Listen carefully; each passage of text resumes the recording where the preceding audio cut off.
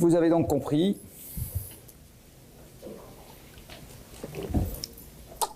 que nous avions un petit problème.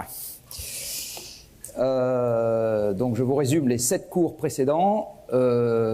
Qui connaît l'histoire de Faust dans cette salle?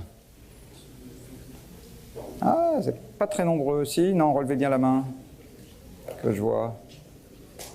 Bon. Alors pour ceux qui ne connaissent pas, Faust, c'est un homme qui vend son âme au diable en échange d'un instant de félicité sur terre, d'accord, d'être sûr qu'il aura l'amour de la femme dont il était pris. Voilà, donc les 7 premiers épisodes de ce cours, c'est la partie sympathique de l'histoire de Faust, c'est-à-dire qu'on profite de ce qui se passe sur terre. Le 8e cours, donc celui d'aujourd'hui, va s'attaquer à, une fois qu'on est en face du sujet, comment est-ce qu'on peut l'aborder. Donc là, je vais un tout petit peu vous parler de mon métier, quelque part, qui est n'importe quelle entité économique face au sujet que j'ai évoqué.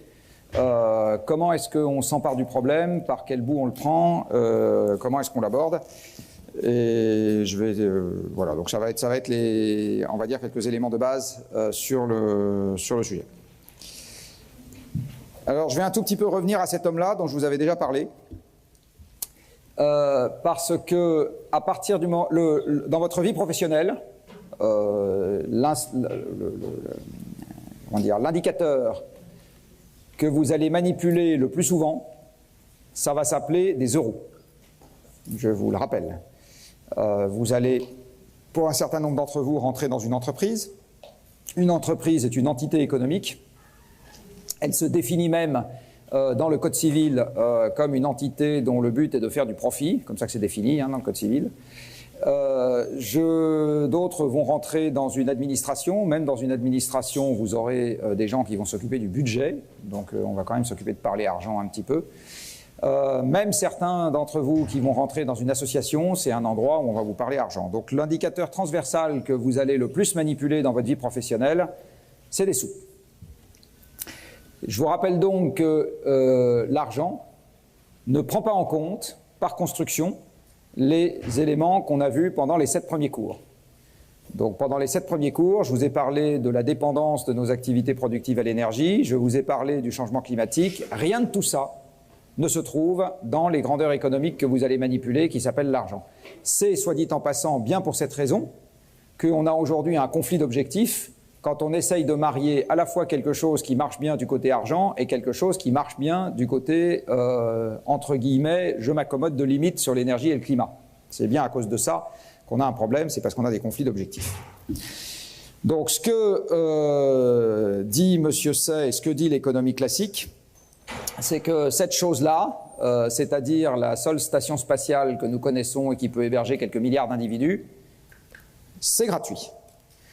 Alors, est-ce que c'est vraiment gratuit? Donc ça, je vous le rappelle, il faut 14 milliards d'années depuis le Big Bang pour faire ça. 2 générations d'étoiles, etc. Je ne vous refais pas le topo. Donc la question, c'est est-ce que c'est vraiment gratuit? Alors, pour comprendre à quel point tout ça relève de la convention, je vous propose un petit exercice sur la maison du salarié français le plus irradié de France. Le salarié le plus irradié de France.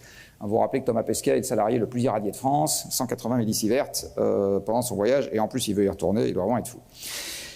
Ici, donc, vous avez la Station Spatiale Internationale, qui est une grosse boîte de conserve qui est capable d'héberger 6 personnes à temps plein. D'accord ? Ça vaut 100 milliards de dollars. Dit autrement, le programme qui a permis de construire la Station Spatiale Internationale vaut 100 milliards de dollars. Alors, à 100 milliards de dollars, vous construisez dans l'espace un réceptacle qui est capable d'héberger 6 personnes, c'est-à-dire qu'à 6 personnes, ça fournit une protection contre le vide intersidéral, il y a une pression d'une atmosphère, une protection contre le froid du vide intersidéral, parce que je vous rappelle qu'il ne fait pas très très chaud dans le vide intersidéral, il fait de l'ordre de quelques degrés Kelvin, c'est pas terrible. Vous avez remarqué peut-être qu'aujourd'hui on s'en accommoderait. Mais ça vous fournit un cycle de l'eau élémentaire, donc vous buvez ce que vous arrivez à récupérer dans vos urines, mais ça ne suffit pas. Il faut quand même de temps en temps acheminer un peu d'eau par vaisseau cargo. Et puis, c'est à peu près tout. Si vous avez aussi le droit d'appeler Houston pour dire que la planète, c'est beau vu d'en haut. Mais c'est à peu près tout ce que vous avez le droit d'avoir pour 100 milliards de dollars et 6 personnes. D'accord ? Il n'y a pas de quoi faire pousser la moindre carotte. Il n'y a pas la moindre vague pour aller surfer sur l'océan. Vous n'avez pas le moindre code génétique de quelque espèce que ce soit. Vous n'avez pas de poisson à pêcher. Et vous n'avez pas... enfin voilà, donc vous n'avez rien. Vous n'avez pas de sable, pas de mine, pas de minerais, pas de gisement de pétrole, rien. D'accord ? Donc pour 100 milliards de dollars pour 6 personnes, c'est-à-dire 15 milliards de dollars par personne, vous avez juste 3 fonctions que la nature nous fournit gratuitement sur Terre, qui sont une pression à 1 atmosphère au sol, une température raisonnablement clémente au sol, et un cycle de l'eau qui nous amène naturellement l'eau au sol. D'accord ? Donc ces 3 trucs-là, vous allez dans l'espace, il faut 15 milliards de dollars par personne pour les reconstituer. Donc question, à votre avis, combien vaut la planète ? Je vous dis au moins 15 milliards de dollars par personne, puisque la planète nous assure au moins les 3 fonctions que je viens d'évoquer. D'accord ? D'atmosphère respirable, d'atmosphère, etc. Donc, on va faire un petit exercice comptable un peu rigolo. Donc, la planète vaut au moins 15 milliards de dollars par personne. Ce qu'on peut regarder aujourd'hui quand on regarde le rythme de consommation de la planète, donc je prends tous les stocks non renouvelables qui sont situés sur la planète, les stocks de pétrole, les stocks de cuivre, les stocks de bauxite, les stocks d'argent, les stocks d'or, les stocks, etc. Donc tous les minerais que je trouve dans la Terre, et je regarde à quel rythme on les exploite. Et ce que je dis, c'est actuellement, les stocks initiaux, on les diminue, on les exploite, donc on détruit le stock initial en l'exploitant, à hauteur de au moins 1 pour 1000 par an, et en fait, si je prends le pétrole, c'est même plus que ça. De même, quand je regarde le stock de poissons qu'on avait dans l'Atlantique Nord en 1900 et que je le compare au stock de poissons qu'on a dans l'Atlantique Nord aujourd'hui, je constate qu'il a en gros, pour les espèces commerciales, été divisé par 10, etc. Donc, donc vous voyez, une division par 10 en un siècle, en fait, c'est beaucoup plus de 1% par an. Donc vous avez un rythme d'exploitation. Alors moi, je vais être sympa, je vais me contenter de 1 pour 1000. Donc je vais dire aujourd'hui, ce capital naturel que nous avons à notre disposition, je l'entame, je le consomme, donc je le détruis, à hauteur d'environ 1 pour 1000 par an, sinon plus. Donc 1 pour 1000 par an, ça veut dire que j'ai 15 millions de charges, puisque je consomme, je détruis 1 pour 1000 d'un truc qui vaut au moins 15 milliards. Donc j'ai 15 millions de charges par personne sur Terre et par an. D'accord ? Vous suivez le raisonnement ? J'ai un héritage initial qui vaut 15 milliards par personne et je détruis 1 pour 1000 de cet héritage tous les ans. Donc cette destruction me coûte 15 millions par an. En face de ça, j'ai une production économique comptée au sens du PIB qui, elle, vaut à peu près 15 000 $ par personne et par an. Donc c'est dans le petit schéma que je vous avais montré au cours du premier cours, c'est le côté plus de ce que je crée chaque année, des voitures, des immeubles, etc. Donc aujourd'hui, avec ce petit parallèle tout bête que je viens de vous montrer, vous vous rendez compte que la vitesse à laquelle on détruit le capital naturel, avec une convention pas plus idiote qu'autre chose, puisque je dis que ce capital naturel vaut au moins ce que valent les 3 premières fonctions essentielles dans la Station spatiale internationale, je détruis le capital naturel 1000 fois plus vite que je ne produis des objets qui ont de la valeur pour les hommes, avec une convention pas plus idiote qu'autre chose. Donc ce que je viens de vous montrer là, c'est que le fait de ne pas avoir mis les ressources naturelles dans les prix montre que les prix ne nous aident en rien, mais j'insiste, en rien, à gérer les problèmes que j'ai évoqués pendant les 7 premiers cours de cette série. Donc à aucun moment, en regardant les prix, je n'aurai de moi-même la solution à décarboner le monde. Ça ne peut pas marcher simplement en regardant les prix. Je vais encore le dire autrement, dans cette animation que je vous avais passée au premier cours, je vous avais dit ce qu'on compte aujourd'hui, c'est le flux annuel de transformation. Je vous rappelle que le PIB est un flux annuel de transformation. C'est je prends des ressources et je les transforme en produits manufacturés. Alors qu'il faudrait, si on voulait être pertinent au regard des limites physiques, passer à une comptabilité de stock, c'est-à-dire qu'à chaque fois que je détruis quelque chose à gauche, j'inscris moins dans une colonne. En même temps que quand je crée quelque chose à droite, j'inscris plus dans une colonne. Le fait que le PIB soit une unité de flux et pas une unité de stock signifie notamment qu'au moment où le PIB commence à faiblir, vous voyez, au moment où ce flux-là j'arrive à retrouver ma souris. Au moment où ce flux-là commence à se tarir, parce que ici, les stocks sont devenus grossièrement insuffisants, à ce moment, je suis beaucoup trop avancé dans la dégradation du patrimoine de départ pour espérer le remettre en état. C'est clair ou pas? Hein? Dit autrement, quand le flux annuel de transformation va commencer à battre de l'aile, parce qu'on aura trop entamé les stocks dont il se nourrit, et qui par ailleurs sont gratuits, à ce moment-là, on est trop avancé dans la dégradation du système pour espérer le remettre en état. C'est ce que, dans cet excellent ouvrage que je vous conseille de lire, qui s'appelle The Limits to Growth, qui a été écrit en 1972 par une bande de physiciens du MIT, dont un certain Dennis Meadows, ils avaient dit que la croissance, Meadows avait expliqué que la poursuite de la croissance perpétuelle, c'est-à-dire la poursuite de l'augmentation perpétuelle de ce flux, nous amènerait, selon toute vraisemblance, dans un système qui est, enfin dans une fin qui s'appelle overshoot and collapse, c'est-à-dire que vous franchissez les limites et après le truc s'effondre, parce que vous ne pouvez plus revenir en arrière. Donc j'insiste beaucoup là-dessus, l'indicateur monétaire est un indicateur qui ne porte en lui-même aucune information sur les limites à laquelle, enfin la distance pardon, à laquelle on se trouve de la limite physique. Ça ne vous donne aucune indication pertinente de ce point de vue. Ce qui veut dire que si on veut traiter la limite, il faut la traiter en tant que telle, avec sa comptabilité à elle. Ça ne se recoupe pas avec la comptabilité monétaire. Dit autrement, je vais encore vous le dire autrement. Si on regarde la formation des prix, donc on n'a que les facteurs humains dedans, et ce que je vous dis, moi, c'est que en fait, il faut inclure dans la formation des prix quelque chose qui est de l'ordre de la ressource naturelle. Alors, je peux modifier la convention comptable, je pourrais modifier la convention comptable, ça serait une première option. Donc la première option serait de dire, très bien, je vais inclure ce qu'on appelle une dotation aux amortissements. Donc en comptabilité, une dotation aux amortissements, c'est quelque chose que vous faites quand vous consommez une partie d'un stock. D'accord ? Votre stock valait 1000, vous prenez 10 dedans, il ne reste plus que 990 et vous passez une dotation aux amortissements qui est une charge sur l'exercice de l'année où vous avez diminué votre stock.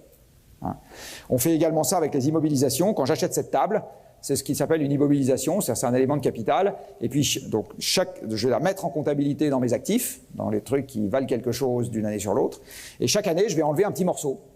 Ça s'appelle une dotation aux amortissements. Je vais considérer que ça vaut de moins en moins cher. Et le petit morceau que j'enlève, je le mets dans les charges.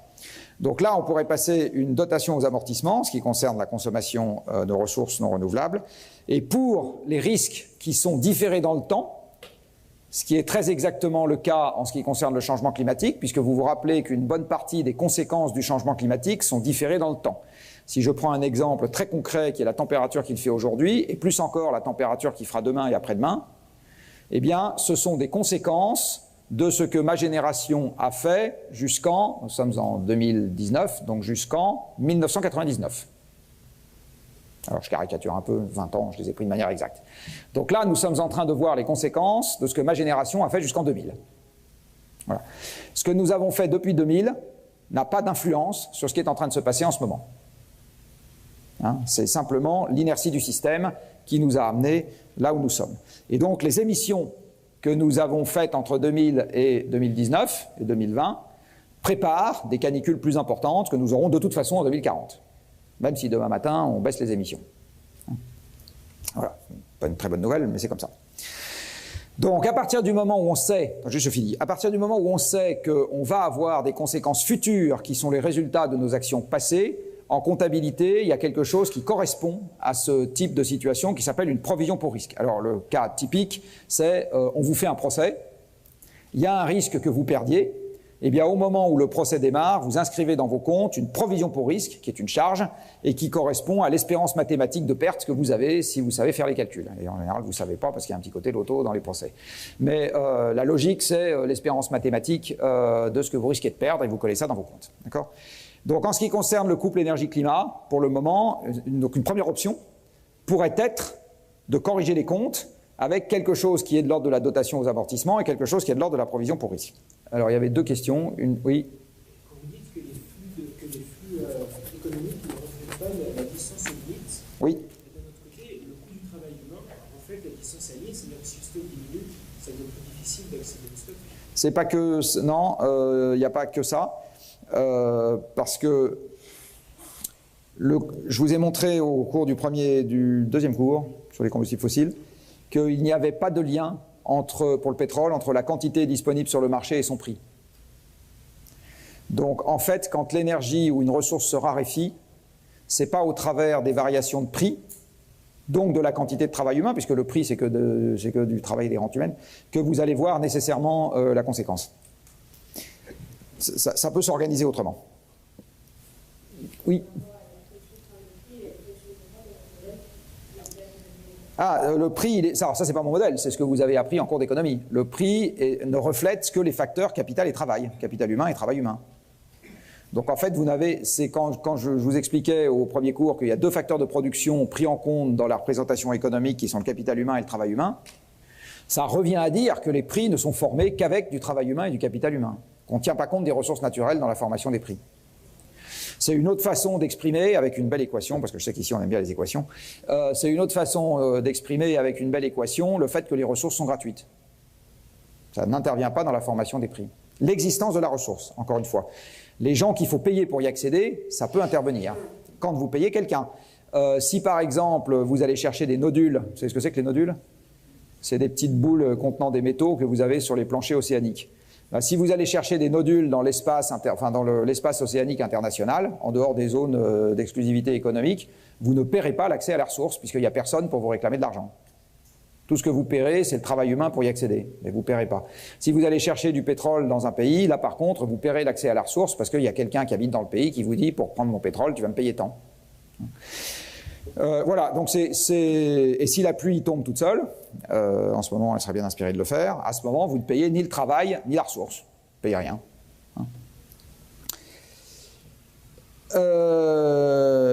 Donc qu'est-ce que je veux dire? Donc les prix, ce que je disais à l'instant, quand je vous disais si on surveille simplement les indicateurs économiques, au moment où les indicateurs économiques se dégradent de manière massive, on est trop près de la limite pour pouvoir y faire quelque chose, ça revient à dire que les prix ne vous donnent pas les signaux faibles. Ça revient à dire que les prix ne vous donnent pas les signaux faibles. C'est un constat du passé, ça ne vous donne pas les signaux faibles.